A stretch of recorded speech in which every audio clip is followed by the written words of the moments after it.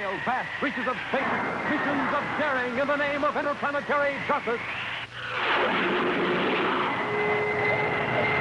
Travel into the future with Buzz Corry, Commander-in-Chief of the Space Patrol. Space Patrol is presented by Nestle's Quick for the greatest tasting chocolate milk and those terrific Nestle's chocolate bars. Wait a minute, Commander. We know that living planet isn't a planet at all, but a huge form of life. How could a thing like that have moons? Had rocks on the surface? Yes, sir, but they were alive. They were actually living things that... Wait a minute. You mean those moons could be alive? Yes, Robbie, they could be alive.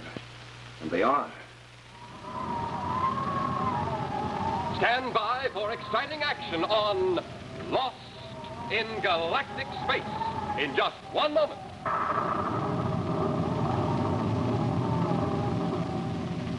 Say, what's going on in my galley?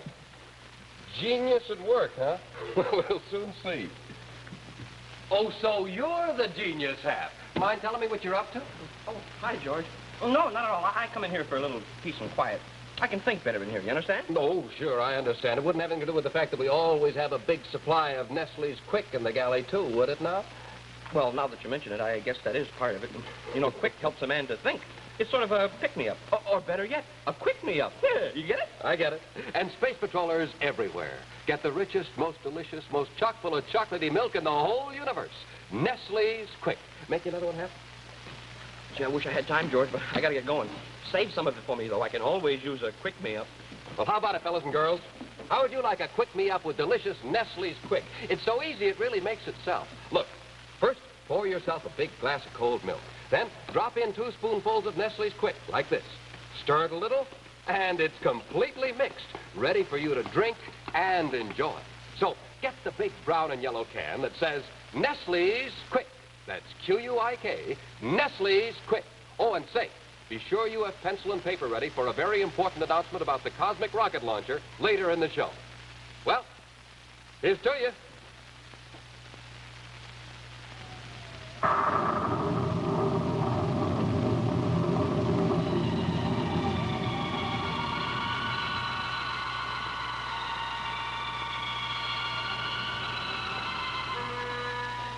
Terra 5, flagship of the Space Patrol, having been dragged far from the United Planets by the magnetic pull of a giant comet, and having narrowly escaped destruction on the surface of a huge living planet, is now ready to begin the long journey back to Terra. But the passengers aboard the battlecruiser are faced with the realization that they do not even know in which direction the United Planets lie. For now, they are lost in galactic space. Nothing out there looks the least bit familiar to me. What are we going to do? There's no way of determining our location. How will we get back home again? Yeah. And if we start in the wrong direction, we'll just go deeper and deeper into the galaxy. But we can't just sit here and drift, just give up. There must be something we can do. There is. First, we'll send an automatic distress signal out and hope it's picked up by someone in the United Planets. Have crank the transmitter up to full power and switch on the automatic distress signal. Yes, sir. See anything to give us a bearing, sir? All I can see is that big thing we just left, the living planet. I'm glad we don't have to go back there again. Strange. What's it? Robbie, did you notice any satellites around that living planet? Satellites? No, sir. There's some there now. So, wait a minute, Commander. You said that the living planet was not a planet at all, but a huge form of life. How could a thing like that have moons? Had rocks on the surface. Yes, sir, but they were alive. They were actually living things that... Commander, could those moons be alive? Yes, Robbie, they could be alive, and they are. What? Have a look. What do you know? 6 of them bunched together like a school of fish. Hey, Commander, they're heading after us. I know. Hang on, we're getting out of here. Commander, you better make it fast. They're really heading after us. Smoking rockets, who ever heard of a spaceship being chased by a bunch of moons? They're gaining on us, sir. I don't understand. How can they move in space? Maybe it's some sort of magnetic propulsion. But they're alive. So it's personal magnetism. What am I laughing about? Commander, faster. More rockets are bearing down on us fast. We're under full rockets now. The one in front's gonna hit us. Watch out!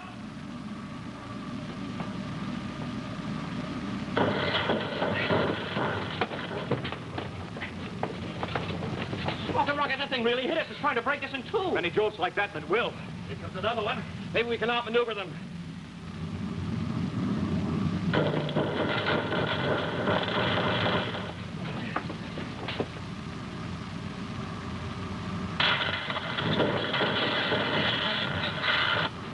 The blasted things are ganging up on us. They'll split a seam. We'll lose our air. Commander, we can't take much more of this. We better get out of here. Well, what can we do? They'll just follow us. We'll have to use our time drive. Time drives. We don't know what our position is. We don't know where we'll wind up. Yeah, we might get lost in space even worse than we are now. We'll stay here and get battered to pieces. No, sir. Well, sir, anything's better than this. Here we go.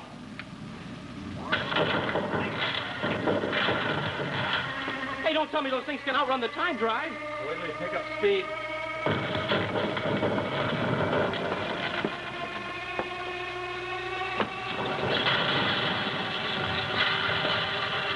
It's no use. We can't escape them.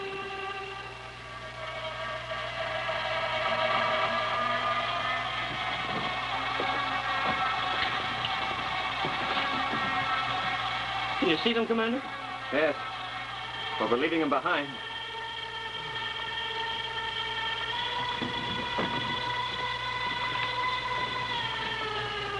Commander, what are you doing? Turned off the star drive. What about those moons that were chasing us? Well, a lot of danger. The rate we were accelerating, we would have soon warped time. I think we're in enough trouble now without getting lost in time as well as space. Oh, I hadn't thought of that. Well, the automatic pilot is decelerating us. We better check the ship for damage. It's a good idea, sir. Robert, you and Hap check the stern. Carol and I give the instruments a once-over. Yes, sir. Come on, Lyn. And while the 4 passengers of the Terra 5 search for evidence of damage, the big battle cruiser continues to decelerate as it makes its way aimlessly through the inky, black, uncharted void, still lost in galactic space. Oh, Buzz, we seem to check out all right. I'm surprised after what this ship's been through lately. Yes. Commander! Commander, come here, quick!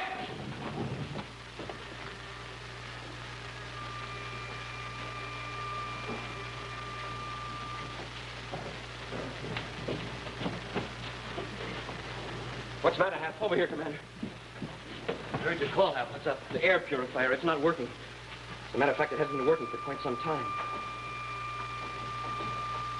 You're right, Happy. Must have been knocked out by the crash of those moons. Oh, Buzz, that means we haven't had any fresh air since it quit running. We've been breathing just what was left in the ship's compartments. Yes, sir. The air in here is stale already. Maybe we can repair the purifier. Let's have a look at the installation, Darley. Right, sir.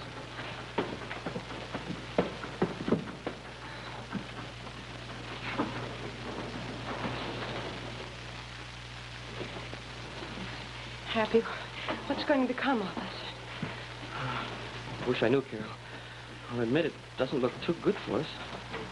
Couldn't be worse, and you know it. Well, that didn't take long. To fix it, you mean? No, to find out the air purifier's been smashed beyond repair. Oh, no, Buzz. No more oxygen. Is that it, sir? Just about, Happy.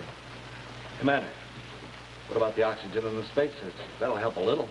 Hey, that's right. There's 3 spacesuits. That means 3 bottles of oxygen. Oh, we can seal off the control compartment and use them in there. Look! Smoking rockets. The ship has been cut in 2.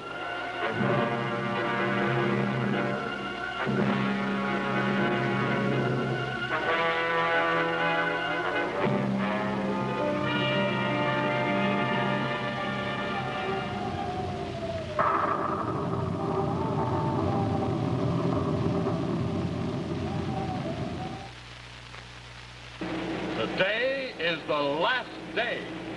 It's the very last day. Yes, this is absolutely the last day we will ever make this sensational offer. Space Patrollers, if you haven't sent for your cosmic rocket launcher yet, you better step on it, because after today, this offer will never be repeated. And man, look at it. It's actually modeled after the giant rocket Commander Corry uses. It carries its own scout car with plenty of room for secret messages. You launch it with this stainless steel trigger, and it flies down 33 feet of break-proof nylon cord. It hits its target with pinpoint accuracy, and zip, down goes the scout car automatically in midair. Then you just snap the scout car back in like this, load it, and you're ready to fire again. And man, what speed. Of course, this was just a slow motion demonstration. Now, watch how fast it really goes. Well, how about that? Now, you've got to put on some speed. Yes, sir, you've got to send now, because this is the very last day of the offer. Here's what you do. Just get this big brown and yellow can of Nestle's Quick. Space patrollers everywhere drink Nestle's Quick for meals and for snacks because it makes the richest, most delicious, most chock-full of chocolatey milk in the whole universe. Then, you just take off this special premium panel from the label of the can or the lid from the Quick can and send it, together with 25 cents, your name and address, to Space Patrol, Box 812, St. Louis, Missouri. That's Space Patrol, Box 812, St. Louis, Missouri. And hurry, because this is your very last chance.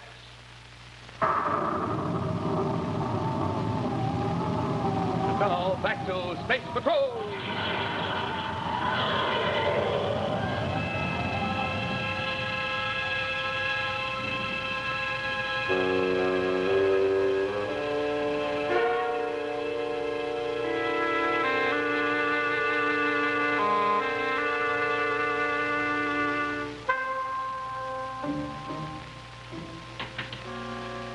See it, but I don't believe it. It's impossible. Sure, it's impossible. If we were really exposed to outer space like this, why, we'd all be dead. There's no atmosphere in outer space. And there's no... Hey, Major, come to think of it, why aren't we dead? You got a point there, Hap. Here we are standing, looking at outer space without any protection, and we can still breathe. And it's the same stale air as before. Maybe we're just dreaming that all this is happening. Some dream. It's more like a nightmare. Buzz. Yes. But are we dreaming? This can't actually be happening, can it? It's not a dream, Carol. It's happening, all right, but I'm not quite sure just what is happening. There's the other half of the ship over there. The forward section. I hate to remind you of this, but the spacesuits and the oxygen bottles are in that forward section. Smoking rockets, that's right. And the air's getting awful stuffy in here. Can't last too much longer. Can if we can get those oxygen bottles. How can we do that, sir? Walking into that compartment and getting them. Buzz, you're not serious. The ship's cut in two. On the contrary, I don't think it is. Sir, I don't want to contradict you, but we can see both pieces. All right, you say we can see that the Terra 5 is cut in two. Yes? Now, look here. Now, what do you see here? Well, it's a container full of water. Now, what do you see? Your finger in the water. Now, look through the side of the glass of my finger, and what do you see? That looks like your finger's cut in two. Hey, you mean we just think that the ship is cut in two, and actually it isn't? Yes, Happy. My finger appeared to be in two sections because the water in the container was bending the light rays. Yes, sir, but how does that account for the ship appearing to be severed? Space warp. Space warp. Well, what causes that, sir? Probably a tremendous amount of energy given off by the huge suns in the outer galaxy, bending space itself, folding it over itself, just like the water in that container was bending the light rays. Well, it could account for the fact that we're standing here alive. It's just an illusion. It's also just a theory. I could be wrong. Well, how are we going to prove your theory, sir? By walking straight ahead out of this compartment. Buzz, you can't do that. You'd walk right into space. My theory's right, Carol. I'll be walking right into the forward section of the ship. But it might be wrong. You said so yourself. You'd be killed. You can't take the chance. Seems to me there's no choice in the matter. Can't stay alive in here much longer without oxygen. Yeah, it is getting kind of stuffy and hard to breathe, but... Well, Commander. Yes, sir? Let me try it. No, sir, let me... Now, wait just a minute. I may not be sure of this theory, but there's one thing I am sure of. There'll be no more discussion about this. Oh, but Commander, thanks for offering. Both of you... He's gone. He just disappeared. Buzz, why did you do it? All right, wait a minute. Look, you two. You might have made it. Sure, maybe he did it that. Yeah, there's nothing to worry about. He's probably in a forward section right now, safe and sound. Maybe he'll call us on the spaceophone. Sure. Sure, that's what it'll do. As soon as he gets into the cockpit, he'll let us know. Any second now, we'll be hearing his voice. Yeah, you're right, Hap. All we have to do is wait.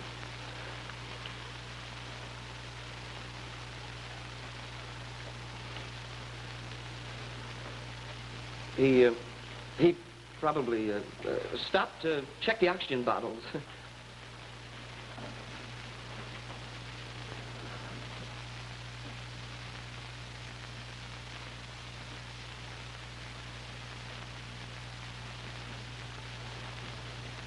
Oh, why don't we admit it? He's gone. Why do we stand here trying to Oh, now, look, Carol, take it easy. Hey, let's smoke the rockets.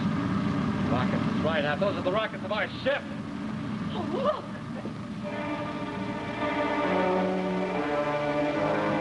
Did you see what I saw? Don't know, Hap.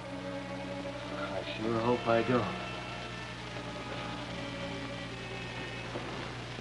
Commander, you were right. Hey, your theory was right. Commander, we're glad to see you. I moved the ship out of the space warp. Carol, I guess seeing you was too much for her, Commander. She really thought you were a goner. It's part of it. It's the foul air in here. Pat, get the spacesuits. Yes. Let's get her forward, Robbie. Yes, sir.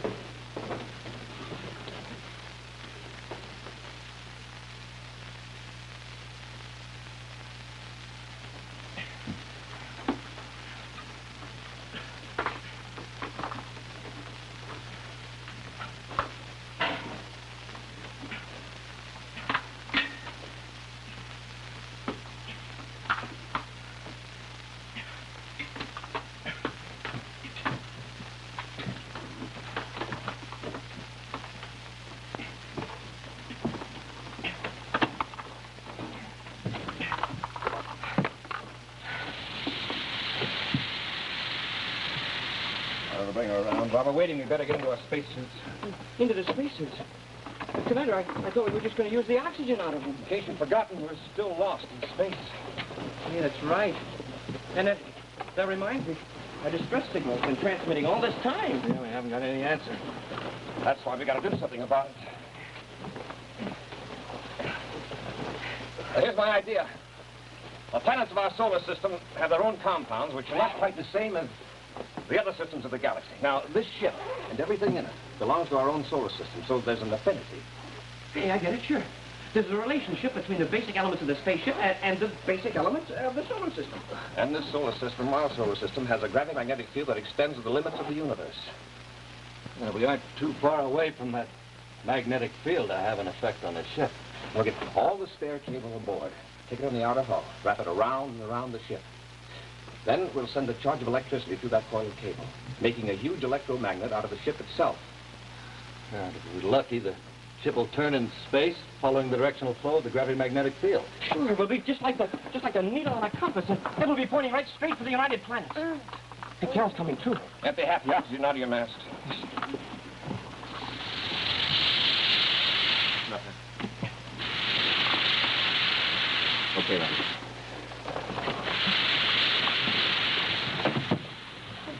What's going on? Listen, Carol, we're going in the outer hull. You stay here. Sit quietly. There's enough air to breathe for a while anyway. Well, why are you going in the outer hull? To find our way home. From then on, we'll just have to hope that our air holds up.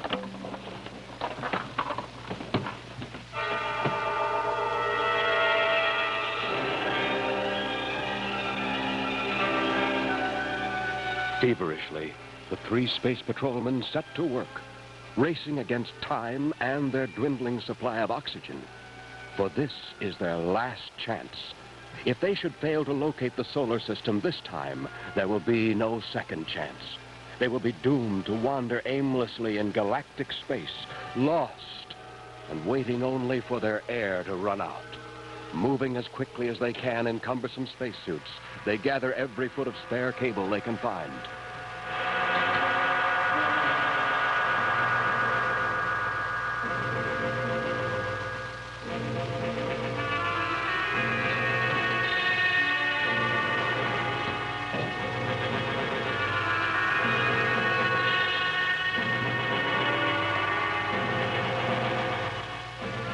Soon they finish dragging the heavy cable through the hatch and onto the outer hull, and begin the tedious job of coiling the cable.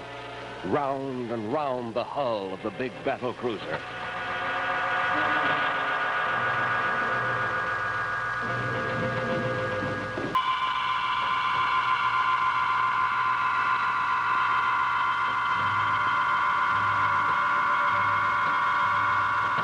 And then, the job is finished. Wearily, the three men make their way back into the bunk compartment, exhausted from the long moments on the outer hull and the hard toil that causes their bodies to demand oxygen. Oxygen that they do not have to spare.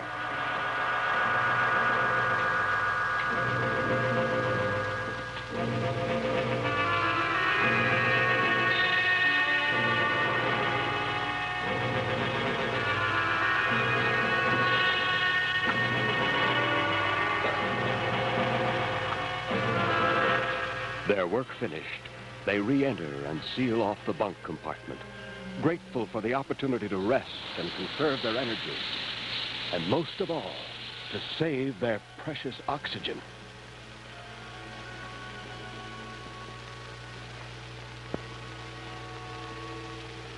And now, they wait.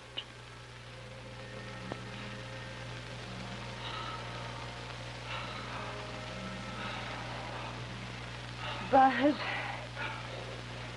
Yes, Carl. do you think we have a chance? I've been watching the star through this port. If it suddenly moves out of sight, it'll mean that our ship is being turned toward home. Like the needle of a compass. And it's still there. It hasn't moved. No, the star hasn't moved since that. It's gone. You hear that? The star's gone. The ship turned.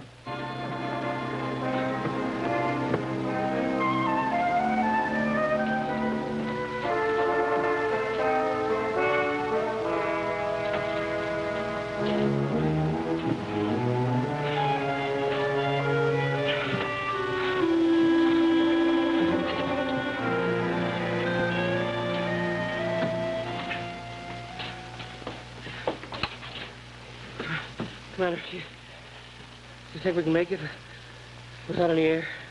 We'll use the time drive, Hap, but hold the speed down so we don't cross a time line. Stand by. Standing by, sir. Hit time drive. We're on our way home, Happy boy. On our way home.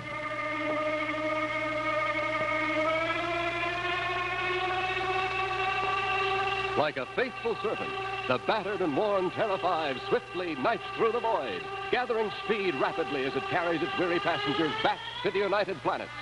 With the speed of a streak of lightning, the battle cruiser crosses the millions of miles of space. And then, inside the boundaries of the United Planets, the automatic relays cut off the time drive and the ship decelerates. Space Patrol Scout Ship 2V34 to Terra 5. Distress signal received and acknowledged. Have computed your position in galactic space. Will now transmit coordinates. Stand by. Hey, somebody picked up our signal after. It's several hours too late. Commander Corry to Scout Ship 2V34. Message received, but don't bother to send coordinates. We're already back in our system. Commander Corry, we're just about giving you up for lost. What happened? It's a long story. Well, let me tell them, Commander. It's too fantastic. They won't believe it. Oh, they'll believe me all right, Commander. With my memory of what almost happened to us, I'll really sell it. All right, go ahead, but they won't believe it. Listen, this is Cadet Happy. Now, look. Believe it or not, we were captured by a great big comet that dragged us clear out of the system. And we landed on a living planet. Well, that is, it wasn't actually a living planet. You see, it was, a huge living body out in space as big as a planet. And it had a bunch of rocks on this planet, and they were alive, too. You see, and just before this planet swallowed us, ship and all, we blasted off and got away. But then the children of this living planet, they took off after us, and they almost beat us up. But we managed to get away, and we wound up in a space warp with our ship cut in two. Lieutenant, stand by to blast off for Terra 5. It's an emergency. Cadet Happy's delirious. He's talking out of his head. We gotta get there quick. They believed you, all right. Oh, yes, they'll believe me. I'll really tell it.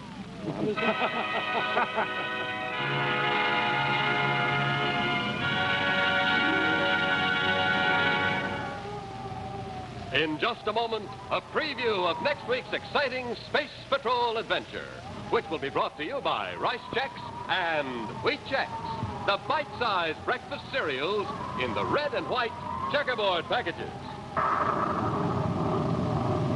Hi, Space Patrollers. Captain George Barclay. Well, how do you like it? It's our cosmic inter-tent intercom, and it sure works out swell on our camping trip. Show you how it works. Watch. Hey, what's that? What? Oh, it's a message from Captain Barclay. Wow. Hey, that's right, gang. Remember, Space Patrollers, today is absolutely the last day we can make this offer. The last time we can offer you this real neat cosmic rocket launcher. And the Commander wants every one of you to have one. Oh, hey, look at this, too. Float them in the water, see? Like that. Now, remember, they're made of plastic, and they're break-proof, and they're waterproof. And this is the last day that we can make this offer, so you better send for yours today. Send a Rice Chex or Wheat Chex box top, together with your name and address and 25 cents in coin to Space Patrol, Box 812, St. Louis, Missouri. Don't forget your 25 cents. That's Space Patrol, Box 812, St. Louis, Missouri. This offer good only in USA and may be withdrawn at any time.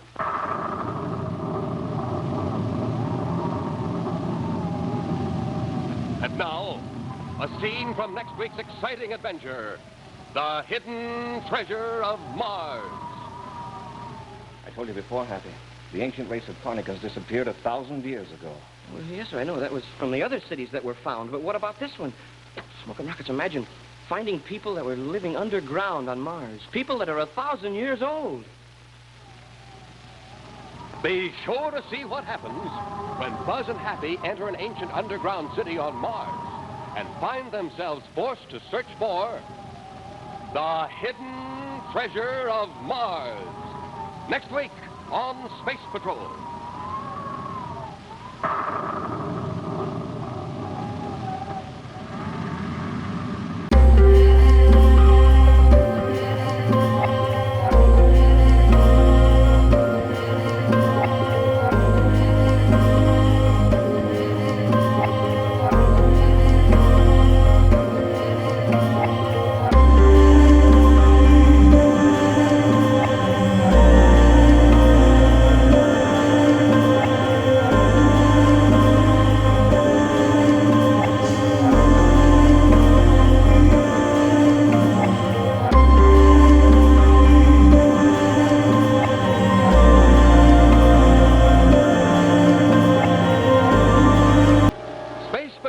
Was brought to you by Nestle's Quick for Great Chocolate Milk and famous Nestle's Chocolate Bar. Remember, Nestles. Nestle's makes the very best chocolate. Be sure to hear Space Patrol on ABC Radio every Saturday. Consult your